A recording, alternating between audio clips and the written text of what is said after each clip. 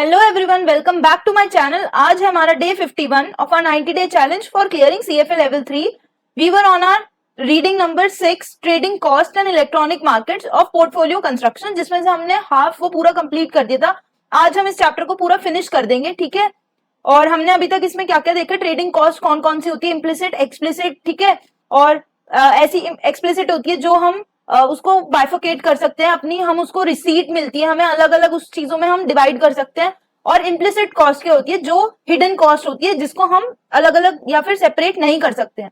फिर हमने देखा कि कौन कौन से टाइप्स ऑफ ट्रेडर्स होते हैं और इलेक्ट्रॉनिक मार्केट जो है वो कैसे इवॉल्व हुई। हम पहले मैनुअल ट्रेडिंग करते थे, मैनुअली हर्षद मेहता के टाइम पे, जैसे हमने देखा है उस मूवी में। हम एक फ्लोर ट्रेडिंग बोलते हैं जिसमें वहां पे बहुत सारे बायर्स एंड सेलर्स होते हैं, वो बिड्स लगाते हैं और उसपे हम ट्रेडिंग करते हैं किसी पर्टिकुलर सिक्योरिटी की। बट नाउ अ डेज हम सबके पास क्या है, इलेक्ट्रॉनिफिकेशन की वजह से हम मोबाइल के थ्रू या फिर लैपटॉप और ये सारी चीजें कनेक्टेड हो गई through internet and through webs. अब हम इसमें और थोड़ा डेप्थ में इस चीज को पढ़ते हैं और आज का जो वीडियो है उसको हम पूरा, ये हमारा चैप्टर रीडिंग जो है हमारी वो कंप्लीट हो जाएगी। So without wasting much of your time, let's get started. तो अब जो ये वाली हमारा इलेक्ट्रॉनिक ट्रेडिंग सिस्टम है, इलेक्ट्रॉनिक ट्रेडिंग सिस्टम कैरेक्टरिस्टिक्स क्या है और उसके क्या क्या यूजेस है, हम आज ये देखेंगे, ठीक है। तो अब इसमें बोल रहे हैं कि स्पीड अगर है, कि हमने स्पीड मैनुअल ट्रेडिंग से हम क्यों इलेक्ट्रॉनिक सिस्टम पे हम लोगों ने जंप किया है, तो उसका रीजन क्या है, क्यों हमें जो है स्पीड इतना मैटर क्यों करती है, ठीक है। अब इसमें तीन नीड्स है स्पीड, हमें स्पीड क्यों चाहिए, तीन चीज की वजह से। टेकिंग मतलब जब कोई अपॉर्चुनिटी आई, कोई मान लो कि कोई क्राइसिस आने वाला है, कोविड-19 का एग्जांपल लेते हैं, कोई भी क्राइसिस आ रहा है, ठीक है, तो हमें वो न्यूज कैसे पता चलेगी, थ्रू इलेक्ट्रॉनिक मीडियम। अगर मान लो लेट्स से कि अब यही चीज इलेक्ट्रॉनिक और इंटरनेट सब हटा देते, तो हम वो जो हमें सबको पता है वो जो एरा था, वो कैसे धीरे धीरे जो इन्फॉर्मेशन है वो एक प्लेस से दूसरे प्लेस में ट्रेवल करती थी। तो जब भी इसमें टेकिंग मतलब जब भी कोई ट्रेडिंग अपॉर्चुनिटी आ रही है, उसको हम कैसे फटाफट से उसको हम कैसे ले पा रहे हैं उस इंफॉर्मेशन को। Often the only the first trader, जिसको भी सबसे, हम इसमें ये बोलते हैं कि इन्फॉर्मेशन इज गोल्ड, ठीक है, डेटा इज गोल्ड, ये बोलते हैं, ठीक है। तो इसमें ये बोल रहे हैं कि जो फर्स्ट ट्रेडर है, जिसके पास भी कोई भी अट्रैक्टिव अपॉर्चुनिटी आई है, तो उसको सबसे ज्यादा उस चीज का बेनिफिट हो सकता है। अब मेकिंग मतलब उसको, जब हमारे पास वो इन्फॉर्मेशन आ गई, हम उसके बाद क्या करेंगे, उसको एग्जीक्यूट करेंगे। उसको एग्जीक्यूट हम कैसे कर सकते हैं, जब उसमें हमारे पास स्पीड, जल्दी से हमारे पास इंफॉर्मेशन आना ही सिर्फ सफिशिएंट नहीं है, उसमें ट्रेड लेना बहुत ज्यादा जरूरी है, ठीक है। Must be fast so that we can acquire priority when they want it and before others traders do. अब इसमें बात करें कैंसिलिंग की, जो थर्ड हमारा स्पीड का नीड है वो है हमारी cancelling.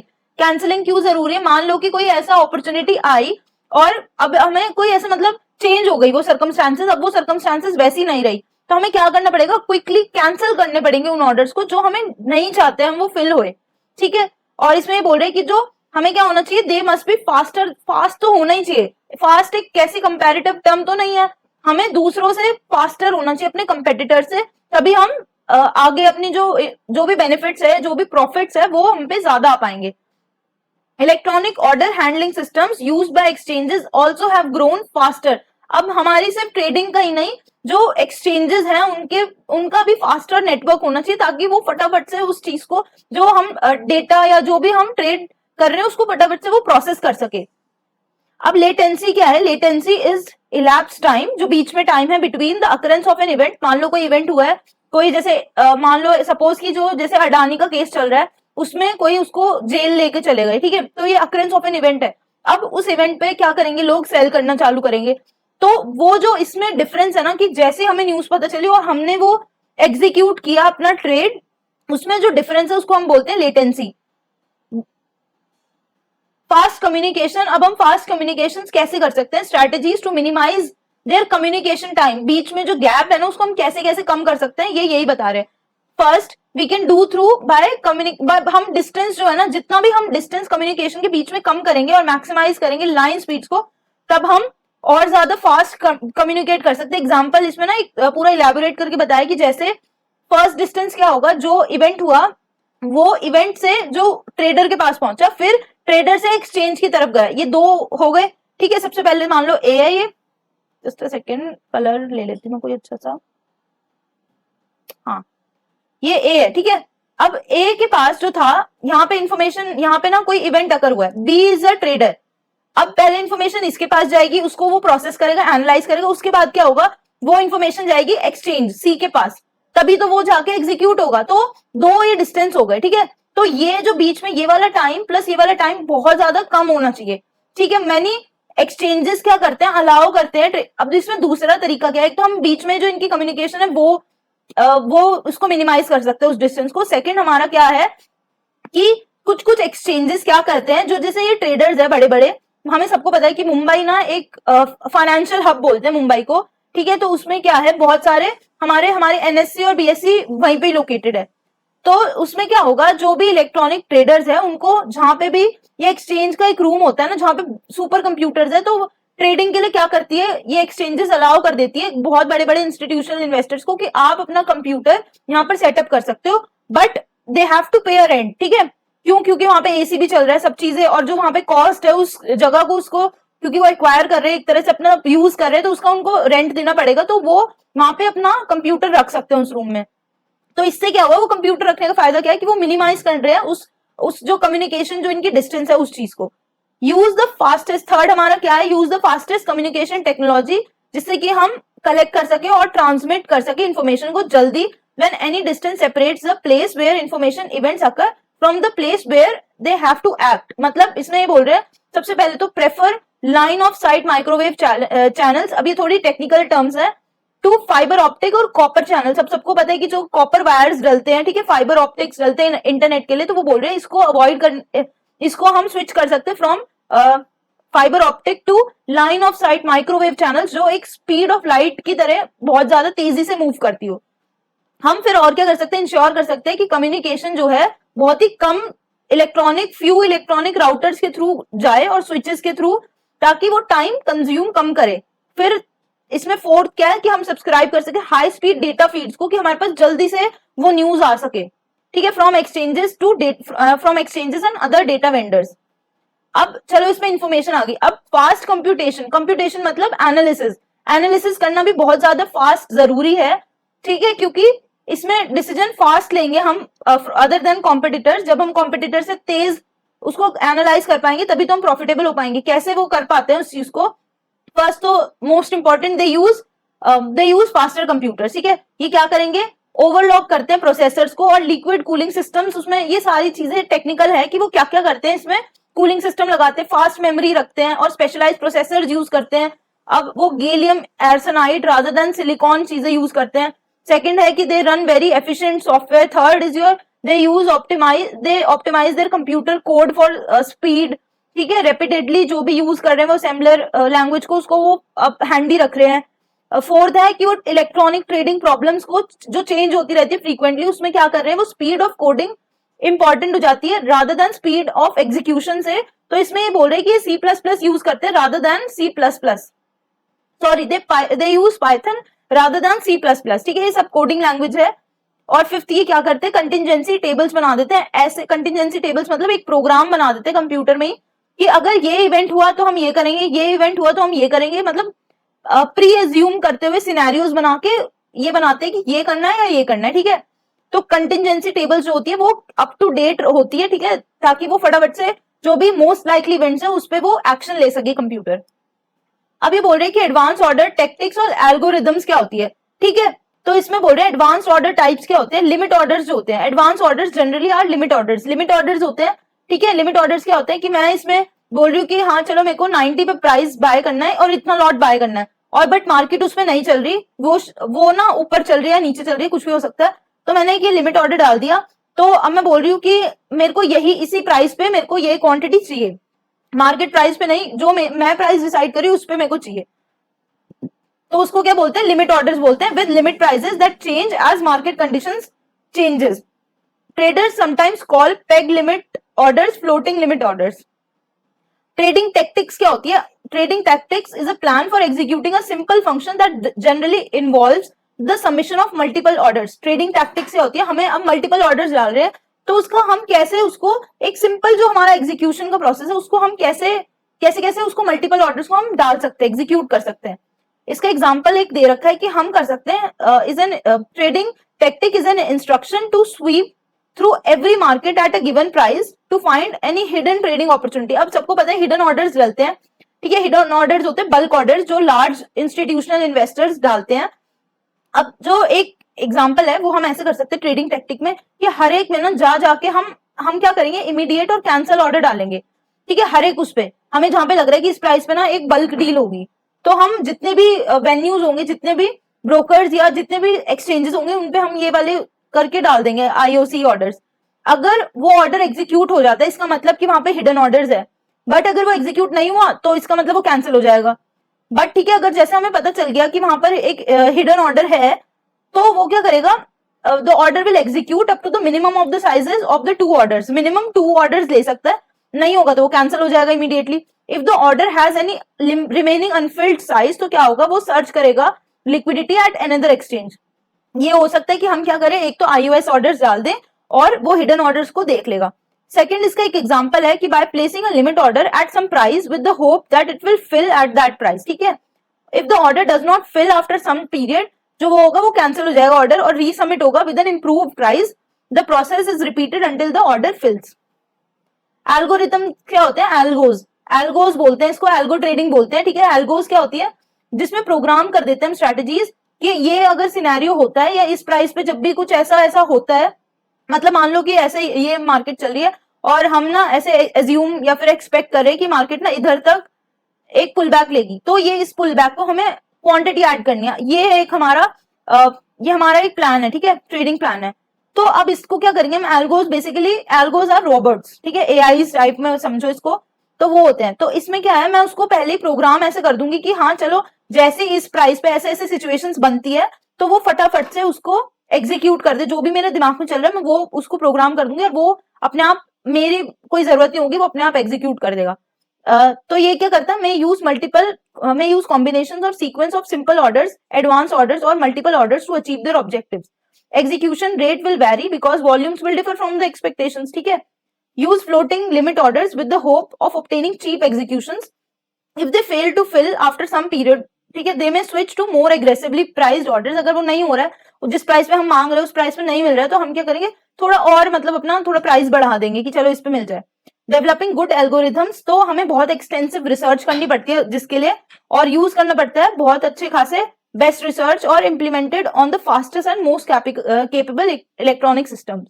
Good algos generally obtain low cost executions, ठीक है, low cost executions by knowing when and where to offer liquidity by limit orders, ठीक है।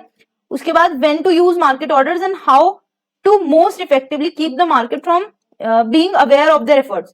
They reduce the price impacts of large trades and generally and greatly reduce the cost of managing small trades. इसमें यही बोल रहे हैं कि हम programme करते हैं इसको पूरे को, रोबोट्स को, और इससे क्या होता है, जो इम्पैक्ट होता है ना लार्ज ट्रेड्स का, वो रिड्यूस हो जाता है बहुत ज्यादा, क्योंकि वो छोटे छोटे उसमें डिवाइड कर देता है। और ये बोल रहे हैं कि अगर प्राइस नहीं मिलता है ना तो उसको मोर एग्रेसिवली भी स्विच कर सकते हैं। अब एग्जाम्पल्स इसमें लिखे हुए हैं कि क्या कब कब हमें इलेक्ट्रॉनिक ट्रेडिंग जो चेंज करनी पड़ती है, कैसे चेंज होती है। Selected examples of how electronic trading change trading strategy, कैसे चेंज कर दी है इलेक्ट्रॉनिक ट्रेडिंग ने। अब जो हिडन ऑर्डर्स है, हम सबको पता है हिडन ऑर्डर्स क्या होते हैं, वो एक्सपोज नहीं होते, वो तब तक एक्सपोज नहीं होते जब तक ब्रोकर और जो एक्सचेंजेस है वो रिसीव करते हैं, तब तक वो हिडन रहते हैं, ठीक है। जब वो एग्जीक्यूट हो जाते हैं तभी हमें पता चलता है कि अरे ये तो इतना यहाँ पे बल्क डील हुई है, तो मार्केट इस वजह से वो, या स्टॉक की जो सिक्योरिटी वो इस वजह से मूव कर गई। They work better at electronic exchanges than at floor-based exchanges because computers never intentionally display these orders improperly, ठीक है। सबको पता है जो कंप्यूटर्स है वो बहुत अच्छे से वर्क करते हैं और वो ये सब चीजें बहुत अच्छे से एग्जीक्यूट करते हैं। जो इमीडिएट आईओसी मैंने बताया, इमीडिएट और कैंसल लिमिट ऑर्डर जो होते हैं वो डिस्कवर करते हैं हमारे हिडन ऑर्डर्स को। कैसे? By pinging the market. Just a second, फिर से नेटवर्क का कोई इशू आने लग गया है। तो हमने ये देखा कि जो ये पिंगिंग कैसे करते हैं, हिडन ऑर्डर्स डाल देंगे और अलग अलग एक्सचेंजेस में, और फिर क्या होगा, जहां पर भी इनका आईओसी जो है एग्जीक्यूट हो जाएगा उस प्राइस पे, ये समझ जाएंगे कि हिडन ऑर्डर्स है। बट इसमें ये पता चल जाएगा चलो हिडन ऑर्डर्स है, बट उसका फुल साइज नहीं पता चलेगा कितना है। बट अगर वो हमें पता चल रहा है ना कि अगर चलो ये इन्फॉर्मेशन वैलिड है कि कोई बहुत बड़ा इंस्टीट्यूशनल इन्वेस्टर उस सिक्योरिटी को बाय करने के लिए इस प्राइस पे, मतलब उसने एक डील डाली हुई है, पूरा लार्ज बल्क ऑर्डर डाला हुआ है, तो हमें वो उस चीज में भी फायदा हो जाएगा। ट्रेडर्स दैट में यूज दिस इंफॉर्मेशन, तो वो क्या करेंगे, फटाफट से उस चीज को एडजस्ट कर लेंगे जो पिंगर होता है ना वही जान पाता है किस साइड पर वो हिडन ऑर्डर है। लीप फ्रॉग क्या होता है? लीप फ्रॉग जैसे अगर किसी ने कभी बोली लगते हुए देखा होगा तो उसमें यही बोल रहे हैं कि अगर जैसे बिड लग रही है कि 100 पे ये चीज ले लो, तो अब जो दूसरा डीलर होगा वो बोलेगा, डीलर नहीं जो दूसरा ट्रेडर होगा वो बोलेगा 101 पे, तो डीलर क्या करेगा उससे बेटर प्राइस उसको ऑफर करेगा 102, तो वो एकदम से लीप फ्रॉग, एक जंप होती है जैसे फ्रॉग जंप करते हैं वैसे वो जंप कर जाए उस प्राइस पे। When bid are spreads are wide, जब भी वो वाइड होते हैं तो डीलर्स क्या करते हैं, they are often willing to trade at a better price than they quote. उससे क्या होगा, they quote wide spreads because they hope to trade at a more favourable prices. अभी जानबूझ के पहले इन्होंने 100 बोला फिर 102 पे क्यों चले गए, ताकि जो ये ट्रेडर है ना ये और ज्यादा क्या करे 103 बोले, तो इसकी वजह से उनको एक 100 से 103 का प्राइस जो मिल रहा है वो बेटर प्राइस मिल रहा है, ठीक है। और when another trader quotes a better price, dealers often immediately quote an even better price. If the spread is sufficiently wide, a game of leapfrog may ensure that dealer jumps ahead again. ये इसलिए हो पाता है क्योंकि एक bid और ask spread में ना जो डिफरेंस है वो डिफरेंस की वजह से, क्योंकि एक तरह से जो बायर और सेलर है इसमें क्या करे, नेगोशिएट करे डील को, तो जो डीलर है उसको चाहिए कि चलो इतना ज्यादा डिफरेंस है कि मैं इतना प्रॉफिट जिसमें अर्न कर सकता हूँ तो मैं क्या करूंगा, चलो इतना में नहीं थोड़े कम में बेच दूं, फिर वो उसको क्या हो रहा है फायदा, तो उसने 100 में खरीदा है उसको 103 में अगर वो बेच पा रहे तो उसको इसमें फायदा हो रहा है, अगर 110 में कोई चीज जो ट्रेडर है उसको 110 में मिल रही है तो उसको 103 में तो फायदा हो रहा है, इसलिए वो भी ट्रेड करने के लिए रेडी है। फ्लिकरिंग कोड्स क्या होते हैं, फ्लिकरिंग जैसे दिवाली के टाइम पे जो किसी ने लाइट से फ्लिकर होती है जलती बुझती है तो उसको ही हम क्या बोलते हैं, फ्लिकरिंग वर्ड इससे ही आया है। फ्लिकरिंग कोड्स क्या होते हैं, जब प्राइजेस फ्लिकर होते हैं, कभी आ रहे कभी जा रहे कभी कुछ चेंज हो रहा है। फ्लिकरिंग कोड्स क्या होते हैं, which are expose limit orders that electronic traders submit and then cancel shortly thereafter often within a second, डाल रहे हैं उस कोड को और फिर वो उसको फटाफट से कैंसिल कर दे रहे हैं। ये इसलिए करते हैं जानबूझ के बार बार ताकि ये ऑर्डर्स जो है stand when they do not want their orders to stand in the market, rather they want other traders to see they are willing to trade at a displayed price। ये दिखाने की कोशिश कर रहे हैं कि हम इस प्राइस पे ट्रेड करना चाहते हैं। अब जो ट्रेडर चाहते होंगे कि हाँ मैं इस पे ट्रेड करूंगा उस ट्रेडर के साथ, तो वो फटाफट से अपना ऑर्डर डाल देंगे उस प्राइस पे, वो जैसे ही फ्लिकर करेगा ना वो प्राइस, तो वो जो भी उसने किसी ने ऑर्डर डाला होगा तो वो एग्जीक्यूट हो जाएगा फटाफट से। अब इसमें बोल रहे हैं electronic arbitrage. Electronic arbitrage again वही सेम, दे 3 चीजें करते हैं, take liquidity on both sides, offer liquidity on one side, offer liquidity on both sides. Machine learning हमने लेवल 2 में पढ़ा है ये इन क्वांट्स, इसको हम डेटा माइनिंग भी बोलते हैं। ये एडवांस स्टैटिस्टिकल मेथड्स यूज करती है to characterise data structures particularly relations among variables. वो न्यूरल नेट्स यूज करती है, जेनेटिक एल्गोरिथम, क्लासिफायर्स और other methods to explain variables of interest using sparse data और data for which the number of potential explanatory variables far exceeds the number of observations. ठीक है, ये हमने देखा हुआ है ऑलरेडी लेवल 2 में। इसमें बोल रहे हैं कि जो भी बहुत सारे ये बहुत इंफॉर्मेशन यूज करती है, ऐसी इंफॉर्मेशन मशीन लर्निंग क्या होती है, मशीन लर्निंग जो इसको एक डेटा दिया जाता है, ठीक है, इसको पास डेटा दिया जाता है, तो इससे ये क्या करती है, इन्फ्रेंसेस निकालती है, पैटर्न्स निकालने की कोशिश करती है, ताकि ये जो फ्यूचर में कोई भी अगर सिमिलर सिचुएशन आती है तो ये डील करना इसको पता होगा कि कैसे डील करेगी। बट अगर किसी उसमें पास्ट इन्फॉर्मेशन है ही नहीं है, मान लो इसमें दे रखा है कि do not produce useful information, जब वॉलिटिलिटी एपिसोड्स आए हैं तो क्योंकि उसके फ्यू प्रेसिडेंट्स है, फ्यू पास्ट है उसका, तो वो मशीन जो है ना उसको लर्न करने का तो टाइम ही नहीं मिला, तो वो उसको कोई भी बेटर कंक्लूजन पे नहीं आ सकती। वो जो ट्रेडर्स होते हैं they often instruct their electronic trading system to stop trading, तो क्या करेंगे, बोल देंगे कि मत करो ट्रेड या फिर क्लोज आउट कर दो अपनी पोजीशंस को जो भी उन्होंने ले रखी है, और उनको मना करती है कि अनचेयर्ड टेरिटरी में मत जाओ। ठीक है, इलेक्ट्रॉनिक ट्रेडिंग रिस्क क्या क्या है, HFT क्या होता है, हाई फ्रीक्वेंसी ट्रेडर्स कौन कौन से होते हैं, स्कैल्पर्स जो मैंने बताया था जो बहुत ज्यादा ट्रेड लेते हैं, तो उसमें ना एक आर्म्स रेस बन गई। Arms race is a phrase which I have learned in my 12th standard. Arms race हुई थी यूएस और सोवियत यूनियन के बीच में, जो देन कॉल्ड रशिया, ठीक है, जो रशिया हो गई है, पहले वो यूएसएसआर थी। तो इन्होंने क्या किया था, आर्म्स रेस क्या होती है, जब हमारा एक कंपटीशन होता है, ठीक है, मान लो कि सामने वाले से मेरा कोई कंपटीशन है कि उसके पास कितने, इसमें जो आर्म्स रेस की बात हो रही है वो बता रही हूँ मैं, कि इसने अगर एक बंदूक ले रखी है तो मैं अपने पास 2 बंदूक को रखना पड़ेगा मेरे को, क्योंकि वो हमला कर सकता है मेरे पे। फिर अगर वो सामने वाला क्या करेगा, उसने देखा कि मेरे पास 2 बंदूक है तो वो 4 रखेगा, ऐसे सेम ना ये कॉम्पिटिशन चलता रहेगा आपस में, तो इसको बोलते हैं आर्म्स रेस। ठीक है, एक ना रेस लगी होती है कि हम कितने पावरफुल है। तो ये क्या होता है, हाई फ्रीक्वेंसी ट्रेडर्स की भी एक तरह से आर्म्स रेस लगी हुई है कि कौन किससे ज्यादा फास्ट है। तो इसके लिए उनको टेक्नोलॉजी जरूरी होती है और सक्सेसफुली compete करने के लिए ये सॉफ्टवेयर लेते हैं जो कि एक्सपेंसिव होते हैं, तो एंट्री क्वाइट कॉस्टली हो जाता है। जब वो कॉस्टली हो रही है तो इससे क्या हो रहा है, अचानक से नहीं, इससे क्या हो रहा है, मोनोपोलीज क्रिएट हो रही है, क्योंकि इसमें एंट्री का जो कॉस्ट है वो बहुत ज्यादा हो गया है। जब मोनोपोलीज क्रिएट हो रही है तो इससे क्या हो रहा है, जो most of the costly technology do little to promote better और मोर लिक्विड मार्केट्स, या लिक्विड मार्केट्स तो बना नहीं रही, मोनोपोली हो रही है, तो इसकी वजह से क्या हो रहा है, दे incur these costs so that they can beat their competitors। अब सिस्टमैटिक रिस्क क्या होता है, सिस्टमैटिक रिस्क होता है जो, मान लो मैं हूं, एक मैं बैंक हूं, systematic risk is a type of risk जो रिस्क मेरे तक ही सीमित नहीं है। अगर मैं लॉस में हो रही हूं या मेरे बैंक पे एनपीएस बहुत ज्यादा इंक्रीज हो गए, या फिर लेमैन ब्रदर्स का जैसे क्राइसिस हुआ था, तो वो सिस्टमैटिक रिस्क का एक एग्जांपल है, क्योंकि लेमैन ब्रदर्स जो था वो कोलैप्स हुआ, वो बैंक कोलैप्स हुआ, बट वो कोलैप्स होने का रीजन कुछ भी हो XYZ, बट वो यूएस तक सीमित नहीं रहा, वो लेमैन ब्रदर्स तक सीमित नहीं रहा, वो यूएस में पूरे बैंक्स में फैला, फिर उसके बाद वो पूरा ग्लोबली एक क्राइसिस की सिचुएशन बन गई, तो उसको हम बोलते हैं systemic risk.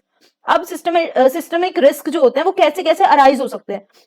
Run away algorithms क्या होते हैं, जब हम अनइंटेंडेड ऑर्डर्स डाल देते हैं, ठीक है, that result from programming mistakes, हमने उसको इंटेंड नहीं किया, एक लार्ज ऑर्डर, हमें थोड़ा सा ऑर्डर डालना था 100 का, बट वो ऐसा प्रोग्राम होके 1,00,000 ऐसे बहुत बड़े बड़े ऑर्डर्स डल गए, तो इसकी वजह से एक अनएंटिसिपेटेड कोई बहुत ज्यादा सिचुएशन, क्राइसिस की सिचुएशन हो जाती है। फैट फिंगर एरर्स क्या होते हैं, ये फैट फिंगर, एक जैसे किसी की मोटी उंगली है ना, तो वो गलत बटन दबने की वजह से जो प्रोग्राम में चेंजेस होंगे उसको हम बोलते हैं fat finger errors. Over large orders क्या होते हैं, जब एक जो इनएक्सपीरियंस ट्रेडर क्या करता है, वो एग्जीक्यूट करने की कोशिश करता है मार्केटेबल ऑर्डर्स जो बहुत लार्ज है फॉर द मार्केट, वो बिना लिक्विडिटी को देख के कि हाँ चलो अगर मैं ये इतना क्वांटिटी बाय करना चाह रहा हूं तो क्या मेरे पास सेलर्स अवेलेबल है, अगर सेलर्स ही नहीं अवेलेबल है तो वो पूरा जो मार्केट है वो डिस्टर्ब कर देगा उसका जो इतना बड़ा लार्ज ऑर्डर है। मेल वोलेंट ऑर्डर स्ट्रीम्स क्या होता है, जो जानबूझ के मार्केट्स को डिस्टर्ब करने की कोशिश करते हैं, और ऐसा कौन करते हैं, जो मार्केट मैनिपुलेटर्स होते हैं, जो एग्रीव्ड एम्प्लॉइज, जो बहुत ज्यादा ऐसे एम्प्लॉइज जिनको बहुत ज्यादा परेशान किया हुआ है, तो वो जानबूझ के उस सिक्योरिटी के स्टॉक्स के साथ छेड़छाड़ करते हैं, और टेररिस्ट ये लोग करते हैं। अब इनका सॉल्यूशन क्या है, इसका सॉल्यूशन क्या है कि हम टेस्ट करें सॉफ्टवेयर को बिफोर यूजिंग इट लाइव, हम रिग्रेस मार्केट एक्सेस कंट्रोल्स लगाएं ताकि हम इंश्योर कर सके जो भी ऑर्डर्स कम आ रहे हैं वो अप्रूव्ड सोर्सेज के थ्रू आ रहे हैं, जो भी हमारे पास रिग्रेस एक्सेस कंट्रोल्स है वो क्या करे, ऑथराइज करे सिर्फ डेवलपर्स को कि वो चेंज कर सके, सिर्फ डेवलपर्स ही सॉफ्टवेयर चेंज कर सके। The electronic traders who generate orders and the electronic exchange that receive orders must surveil their order flow in real time, order flow को भी देखना चाहिए to ensure that it conforms to preset parameters and characterize its expected volume, size and other characteristics। सब चीज देख के ही वो उस चीज को ऑर्डर को ले सके। ब्रोकर्स को भी सर्विलेंस करना चाहिए क्लाइंट ऑर्डर को, ताकि वो इंट्रोड्यूस हो सके into electronic systems. Some exchanges have adopted price limits and trade halts to stop trading when prices move too quickly। जब जैसे ही कोई भी ट्रेड बहुत ज्यादा, जैसे अपर लिमिट और लोअर लिमिट एक एग्जांपल हो सकता है, अपर लिमिट जैसे ही हिट हो जाती है तो एक कुछ टाइम के लिए ना ट्रेडिंग को हॉल्ट कर देते, स्टॉप कर देते। अब हम डिटेक्ट कैसे कर सकते हैं अब्यूजिव ट्रेडिंग प्रैक्टिसेस को, जैसे कि फ्रंट रनिंग क्या होता है, जब हम involve buying in front of anticipated purchases and selling in front of anticipated sales. हमें लग रहा है कि मतलब इसमें एक तरह से इनसाइडर ट्रेडिंग वाली चीज है कि हमें लग रहा है कि जो बड़ा इंस्टीट्यूशनल इन्वेस्टर है ना ये परचेज करने वाला है, तो हम क्या कर लेते हैं, हम उससे पहले बाय कर लेते हैं। ये इलीगल होता है कुछ कंट्रीज में जब हम एक्वायर कर रहे हैं इन्फॉर्मेशन इम्प्रॉपरली। फ्रंट रनिंग क्या होता है, ट्रांजैक्शन कॉस्ट को इंक्रीज कर देता है। Whose orders are front run because front runners take liquidity that the front runner traders otherwise would have taken for themselves. अब मार्केट मैनिपुलेशन क्या होते हैं, ट्रेडिंग फॉर मार्केट इंपैक्ट, जैसे कि हर्षद मेहता के एग्जांपल में जैसे उन्होंने क्या किया था, जो एसीसी का शेयर था, एसीसी या शायद एनसीसी का जो शेयर था, उन्होंने बहुत सस्ते पे बाय करके उसकी वजह से एक यूफोरिया क्रिएट कर दिया था और उसके प्राइस बढ़े ही जा रहे थे। एक उन्होंने मैनिपुलेट कर दिया था इतना ज्यादा उसको, सिग्निफिकेंट कंट्रोल लेके अपने हाथ में। रूमर मॉन्गरिंग क्या होता है, जब हम रूमर्स फैलाने लग जाते हैं, कोई गलत इन्फॉर्मेशन, कोई गलत जो एस्टिमेट्स है, फंडामेंटल एस्टिमेट्स, वो करने लग जाते हैं, उसको क्या बोलते हैं हम, रूमर मॉन्गरिंग। ठीक है। वॉश ट्रेडिंग क्या होती है, जब हम जानबूझ के ऐसे ट्रेड्स करते हैं जो, जैसे मेरे मैं जो भी मेरे कलीग्स होंगे, फ्रेंड्स होंगे, जो भी मेरी फैमिली एंड फ्रेंड्स के कंट्रोल्ड अकाउंट्स है ना, मैं उनके उसमें ना एक मतलब बड़े बड़े ऑर्डर्स डाल दूं उनके थ्रू, और एक दिखाने की कोशिश करूं कि बहुत लिक्विडिटी है मार्केट में, बहुत ज्यादा एक्टिविटी हो रही है, बट ऐसा हो नहीं रहा है एट अ पर्टिकुलर प्राइस। तो इसकी वजह से मैं क्या कर रही हूँ, और फिर वो कैंसिल कर दे रही हूँ सारे के सारे, ताकि मैं फूल कर सकूं इन्वेस्टर्स को कि मार्केट बहुत लिक्विड है, और उनका इंक्रीज कर सकूं इन्वेस्टर का कॉन्फिडेंस कि वो एग्जिट कर सकते हैं उस सिचुएशन को, बट उनकी जो सिक्योरिटीज है उसको मैं अटका दूं वहां पर। स्पूफिंग या फिर लेयरिंग क्या होती है कि मैं ऑर्डर्स ना अपने कुछ कुछ ऐसे ऐसे प्राइजेस पे डाल रही हूँ, और फिर मैं कैंसिल कर दूंगी वो ऑर्डर्स। ठीक है, एक्सपोज ट्रेडिंग लिमिट ऑर्डर्स है, ताकि वो कन्वे कर सकूं कि हाँ चलो इतने इसमें बहुत लिक्विडिटी है इसकी वजह से। ब्लफिंग क्या होगी, ब्लफिंग मतलब झूठ बोलना, जिसमें मैं क्या कर रही हूँ, पंप कर रही हूँ एक स्टॉक को, फिर मैं जब जैसे ही बहुत ज्यादा लोग आ जा रहे हैं और वो और प्राइस इंक्रीज हो रहा है तो मैं उस चीज को बेच दे रही हूँ। गनिंग द मार्केट क्या होता है, हमें सबको पता है कि जो स्टॉप लॉसेस होते हैं, मान लो ये यहाँ पर है 100 पर कोई मार्केट चल रही है, तो जाहिर सी बात है अगर सबको मतलब एक पूरा एनालिसिस कर करके ही पता चलता है कि लेट्स से कि 96 पे स्टॉप लॉस हमने लगाया, अब क्या करेंगे, जो सबको पता होगा कि यहाँ पे ना 96 पे एक हाँ जनरल कंसेंसस है कि बहुत सारे लोगों के ना यहीं पर ही स्टॉप लॉसेस लगे हुए हैं। तो अब जो मैनिपुलेटर्स होंगे वो क्या करेंगे, वो एक ट्रिक करेंगे, फटाफट से ना उस प्राइस को ना 95 तक लेके जाएंगे।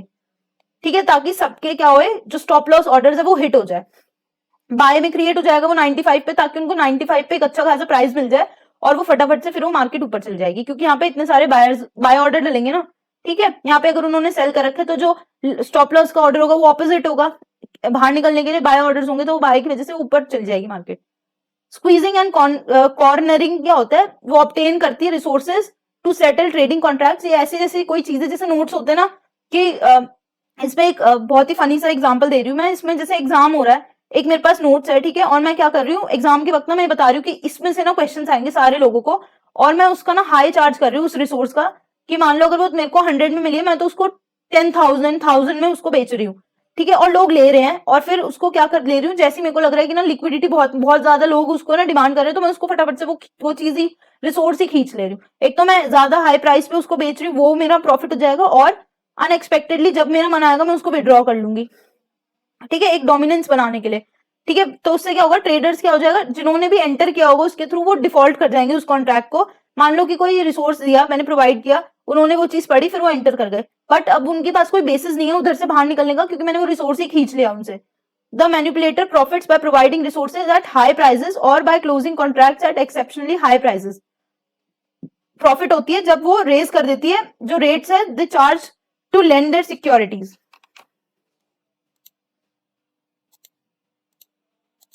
With this, we have completed our today's task and also this chapter. Only one chapter is left, chapter number 7, जो कि हम कल शुरू करेंगे डे 52 में। और ठीक है, ये पूरा हो चुका है कंप्लीट। इसमें से अगर किसी को डाउट्स होगा, कुछ भी कुछ चीज पूछनी होगी तो कमेंट कर देना नीचे। और लेवल 1 और लेवल 2 स्टूडेंट्स के लिए मेरे पास डिस्क्रिप्शन बॉक्स में उनके लिए फॉर्म है, गूगल फॉर्म, जिसको भी क्वेरी होगी, कुछ भी पूछना होगा regarding coaching for level 1 and level 2, they can ping me there. ठीक है, और बस इतना ही। मिलते हैं अपनी कल एक न्यू चैप्टर के साथ और एक न्यू डे के साथ। Bye bye, signing of.